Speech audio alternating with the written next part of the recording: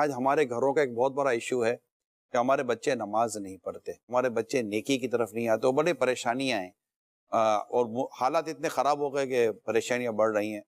تو حضور اس کا طریقہ کار کیا ہوگا کہ اولاد نمازی بنے اور نیک بنے؟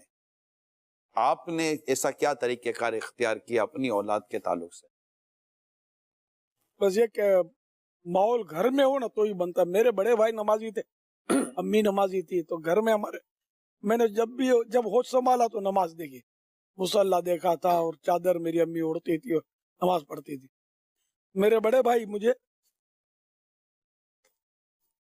مسجد میں ساتھ لے جاتے نماز کے لیے، فجر میں میری ماں مجھے اٹھاتی اور بہرحال ہم لوگ نماز کے لیے جاتے تھے، کیونکہ نماز کی عادت پڑی۔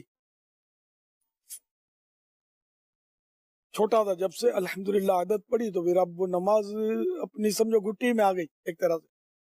اور یوں اب نماز تو بچوں کو بھی میں اپنے گھسیٹ کر نکالتا تھا فجر کے ٹائم پہ، کہ فجر کے ٹائم پہ گہری نیند، تو ان کو میں شعر سناتا تھا جب یہ سوئے ہوتے تھے، تو فجر میں اٹھانے آتا تھا ان کو، ان کے جہاں یہ سوئے ہوتے تھے، میں یہ شعر اب ترنم سے پڑھتا تھا۔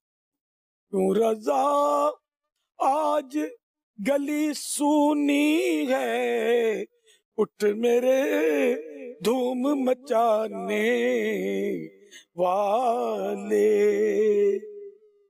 تو بہرحال میں ان کی جان کو آ جاتا تھا بچوں کی، وہ ان کو نکالنا مجھے وہ آیت کریمہ جو ہے نا، جسے ڈر لگتا تھا، قوا انفسکم و اہلیکم نارا، جی، یا ایھا الذین آمنوا قوا انفسکم و اہلیکم نارا، اے ایمان والو اپنے آپ کو اور اپنے اہل کو جہنم کی اس آگ سے بچاؤ، وقودھا الناس والحجارہ، جس کا ایندھن آدمی اور پتھر ہیں۔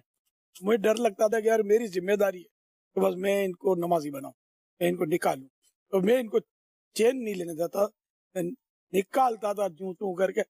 بعض اوقات یہ بچے ہمارے نماز میں سو جاتے تھے، سجدے میں سو جائیں، تو پھر نہیں جگاتا تھا، وضو کرواتا تھا، لیکن بیٹو وضو کرو۔